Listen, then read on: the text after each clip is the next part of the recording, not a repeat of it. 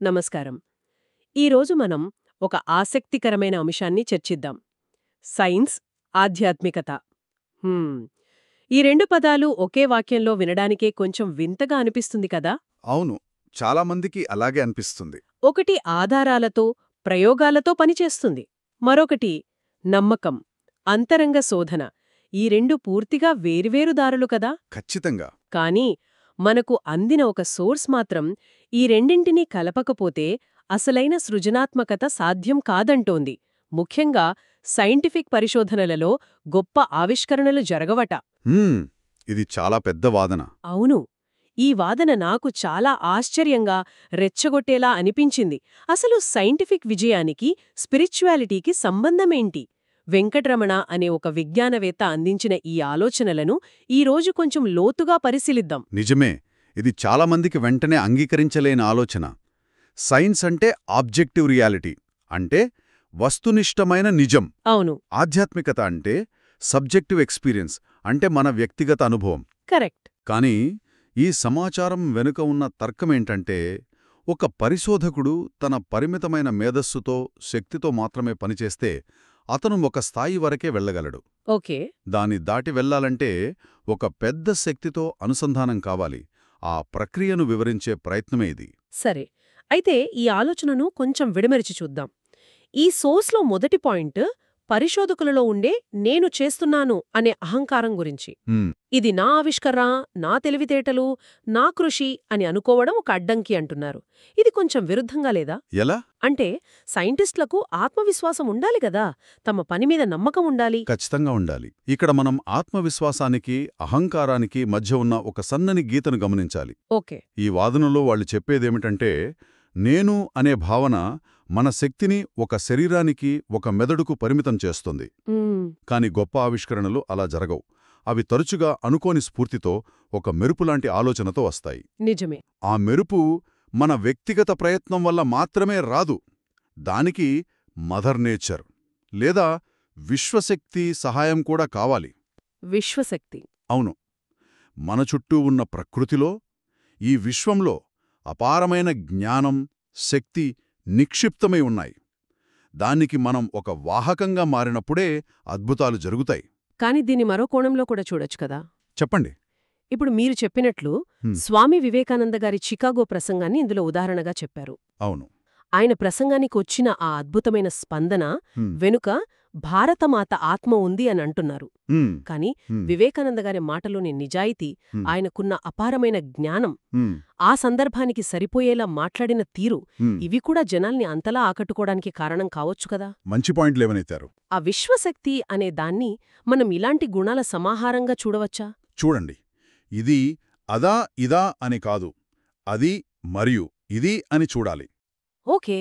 వివేకానంద గారిలో ఆ గుణాలన్నీ ఉన్నాయి, అందులో సందేహం లేదు. కానీ ఈ సోర్స్ ప్రతిపాదించే ఆలోచన ఏమిటంటే, ఆయన ఆ సమయంలో కేవలం ఒక వ్యక్తిగా మాట్లాడలేదు.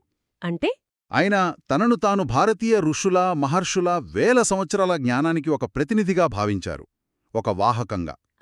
ఓకే. నేను చెప్తున్నాను అనే భావనను దాటి, నా ద్వారా ఈ సత్యం పలుకుతోంది అనే స్థితికి వెళ్లడంతో ఆయన మాటలకు అంతటి శక్తి వచ్చింది. హ్మ్.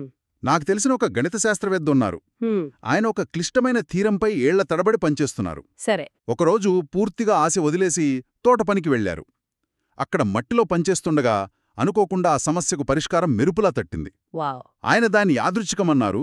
కాని ఈ సోర్స్ ప్రకారం నేను చేస్తున్నాను అనే ఒత్తిడిని, అహంకారాన్ని పక్కన పెట్టినప్పుడు మన అంతర్జ్ఞానం, ఆ విశ్వశక్తి అలా పనిచేస్తాయి.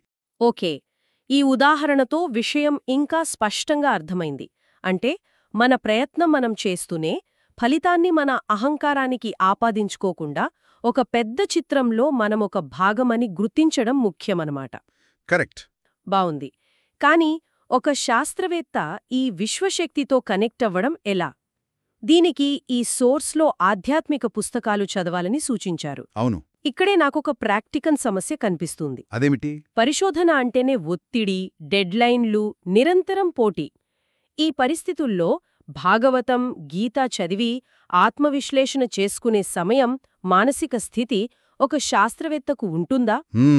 ఇది చాలా ముఖ్యమైన, ఆచరణాత్మకమైన ప్రశ్న. ఇది ఆచరణ సాధ్యమేనా? చాలామంది పరిశోధకులు పనే దైవం అని నమ్ముతారు.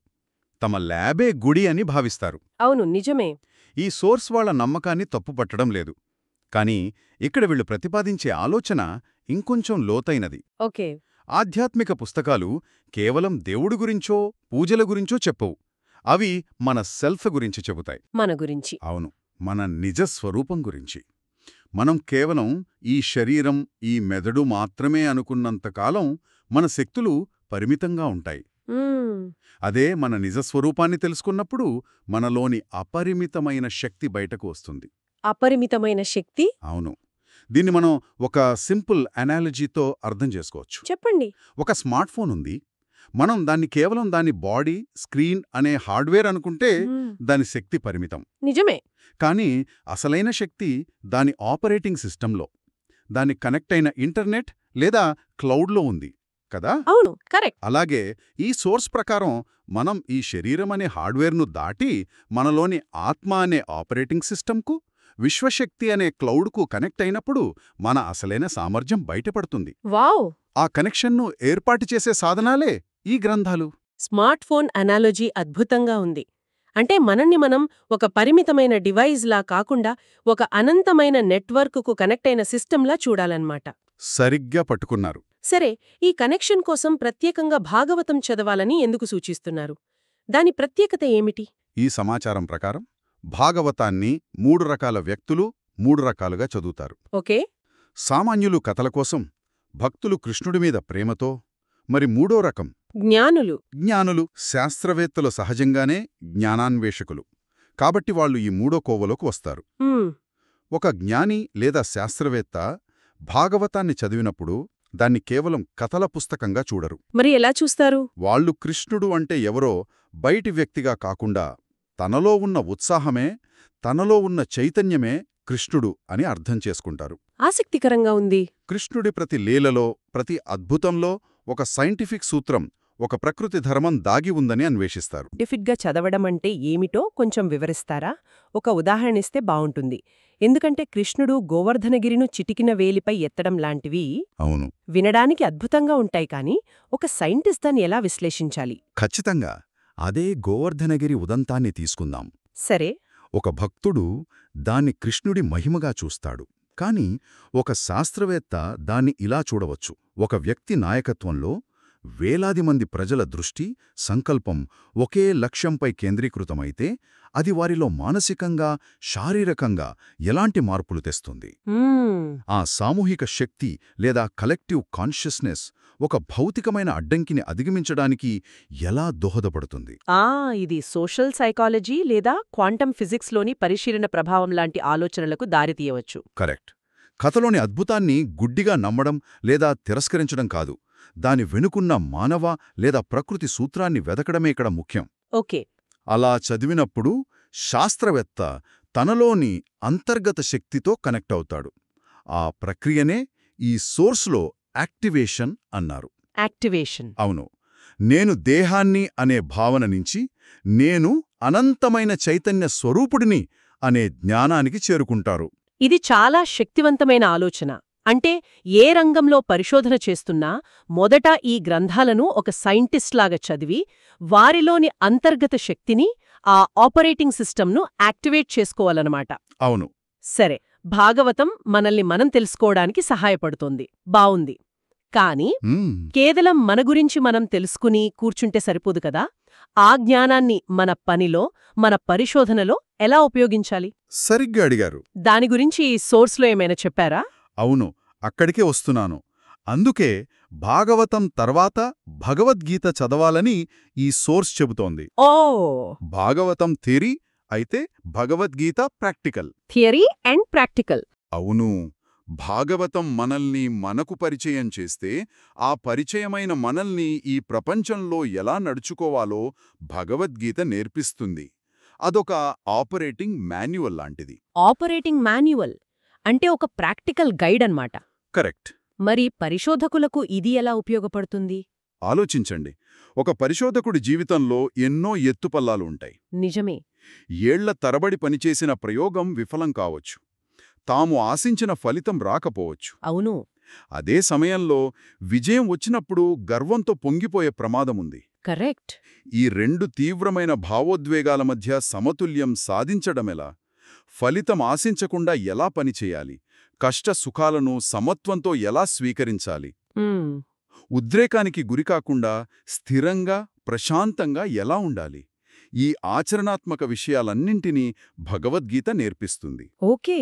మన సెల్ఫ్ యొక్క గొప్పతనాన్ని భాగవతం ద్వారా తెలుసుకున్న తర్వాత ఆ సెల్ఫ్ ఈ ప్రపంచంలో ఎలా వ్యవహరించాలో ప్రబోధించేదే భగవద్గీత. ఈ క్రమం చాలా తార్కికంగా ఉంది. మొదట భాగవతంతో మనని మనం తెలుసుకోవటం, ఆ తర్వాత గీతతో ఆ జ్ఞానాన్ని ఆచరణలో పెట్టడం. అవును. ఇక ఈ సోర్స్లో చివరిగా భగవద్గీతలోని చివరి శ్లోకాన్ని అద్భుతంగా విశ్లేషించారు. ఎత్ర యోగేశ్వర కృష్ణో. అదే, ఎత్ర యోగేశ్వరః కృష్ణో ఎత్ర పార్థో ధనుర్ధరః. ఈ శ్లోకాన్ని నేను ఎప్పుడూ చారిత్రకంగానే చూశాను. యుద్ధంలో కృష్ణుడు, అర్జునుడు ఉంటే విజయం తథ్యమని. చాలామంది అలాగే చూస్తారు. కాని దాన్ని మన అంతర్గత శక్తులకు ప్రతీకగా చూడటమనేది చాలా శక్తివంతమైన ఆలోచన. అంటే మనలో విచక్షణతో కూడిన బుద్ధి అంటే కృష్ణుడు, అవును. మరి దాన్ని అమలు చేసే సంకల్పం అంటే అర్జునుడు, ఈ రెండూ కలిస్తేనే అసలైన విజయం అంటారా? సరిగ్గా పట్టుకున్నారు. ఈ ఆలోచన వెనుకున్న మూలసూత్రం అదే. ఇది చాలా లోతైన విశ్లేషణ. యోగేశ్వరుడైన కృష్ణుడు అంటే కేవలం ఒక దైవం కాదు. మనలో ఉన్న అత్యున్నతమైన బుద్ధి, విచక్షణ, జ్ఞానం, మన ఇంటెలెక్ట్. అర్జునుడు అంటే పార్థుడు, ధనుర్ధరుడు, మన మనస్సు, మన మైండ్.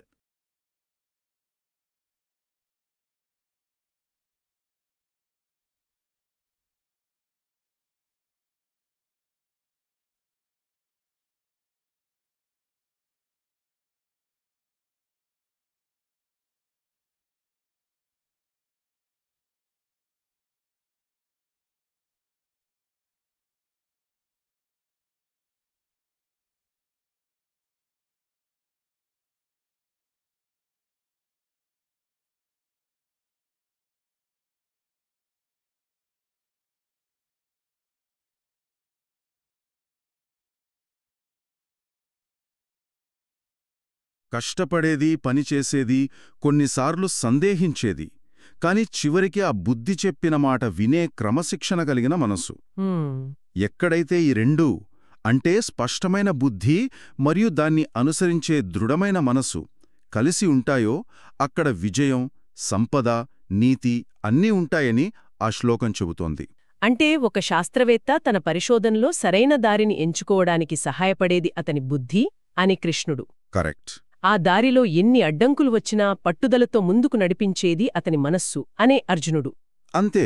ఈ రెండింటి సమన్వయమే విజయానికి కీలకం. ఖచ్చితంగా. ఈ సోర్స్ ఇంకా ఒక అడుగు ముందుకు వేసి చెప్తోంది. ఇది ఇంకా ఆసక్తికరంగా ఉంటుంది. ఏమిటది? మనల్ని ఉన్నతంగా మార్చే శక్తి, ఆ జ్ఞానం, ఆ ఇంటెలెక్ట్ కృష్ణుడైతే ఆ జ్ఞానాన్ని అందుకుని ఆచరించి ఉన్నతంగా మారిన మనమే అర్జునుడు. ఓ వావ్! అంతిమంగా కృష్ణుడు, అర్జునుడు మనలోనే ఉన్నారని ఈ సోర్స్ యొక్క సారాంశం. అద్భుతం. మన ఇంటెలెక్ట్తో మన మైండ్ని మనం ట్రైన్ చేసుకుని మనల్ని మనం ఉన్నతంగా మలుచుకున్నప్పుడు మనల్ని ఎలివేట్ చేసిన శక్తి కృష్ణుడైతే ఎలివేట్ అయిన మనమే అర్జునుడు. ఇది స్వీయ పరివర్తన యొక్క అంతిమ సూత్రం. ఈ విశ్లేషణ మొత్తం విన్న తర్వాత సైన్స్ అనేది ఆధ్యాత్మికతకు వ్యతిరేకం కాదు. బహుశా ఆధ్యాత్మికత అనే ఒక పెద్ద వృత్తంలో సైన్స్ ఒక ముఖ్యమైన భాగం మాత్రమే అనిపిస్తోంది. మంచి పాయింట్. పరిశోధనలో గొప్ప విజయం సాధించాలంటే కేవలం బయటి ప్రపంచాన్ని, భౌతిక సూత్రాలను అర్థం చేసుకుంటే సరిపోదు. ముందు మనల్ని మనం, మన అంతర్గత శక్తులను తెలుసుకోవాలి. భాగవతం ద్వారా ఆ స్వీయ శక్తిని యాక్టివేట్ చేసుకుని భగవద్గీత ద్వారా దాన్ని ఆచరణలో పెట్టాలి. అవును. ఇదే ఈ సోర్స్ యొక్క మొత్తం సారాంశం అనుకుంటా. అవును. దృక్పథం మారాలి. భాగవతం, భగవద్గీత కేవలం పాతకాలం నాటి మత గ్రంథాలుగా కాకుండా అవి మన గురించి, మన అనంతమైన సామర్థ్యం గురించి చెప్పే సైంటిఫిక్ గ్రంథాలుగా చూడాలి. మనల్ని మనం మెరుగుపరుచుకోవడానికి ఉపయోగపడే టూల్స్గా చూడాలనేదే ఇక్కడి ముఖ్య సందేశం. అవును. వినేవారికి ఒక ఆలోచన. ఈ సూత్రం కేవలం శాస్త్రవేత్తలకేనా, లేక సృజనాత్మకంగా పనిచేసే కళాకారులు, కవులు, నాయకులు, వ్యాపారవేత్తలు ఇలా ఏ రంగంలోని వారికైనా వర్తిస్తుందా? మంచి ప్రశ్న. నేను చేస్తున్నాను అనే భావనను కాస్త పక్కనపెట్టి, మనకంటే ఒక గొప్ప శక్తికి మనం ఒక మాధ్యమంలా పనిచేస్తున్నామని భావిస్తే, మనం ఊహించని ఎలాంటి అద్భుతాలను సాధించగలం? దీని గురించి ఆలోచించండి.